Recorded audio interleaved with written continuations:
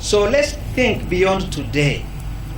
Tuangazie miaka 20 ijayo, miaka 30 ijayo, miaka 50 ijayo, ili kwamba wao ambao wanakuja kutoka nyuma wapate barabara nzuri, wapate hospitali nzuri, wapate maji masafi, pia kuna chakula kwa wingi na nyumba nzuri za kuishi.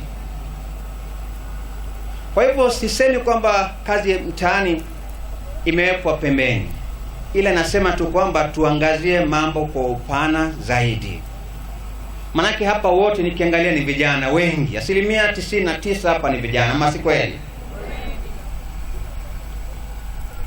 Na hakuna nchi ambayo itaendelea bila shaka. Soma vitabu vyote, ni kwamba wenye kuendeleza nchi hata na nyumbani kwetu ni vijana.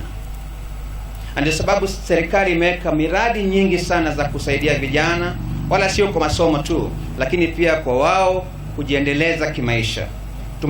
Tuko na officers hapa ambao wanasaidia vijana kwa kuwafundisha, kuwapatia empowerment, ili vijana waweze kuanza biashara zao wenyewe, ili kwamba wengine pia wawe waajiri wa vijana.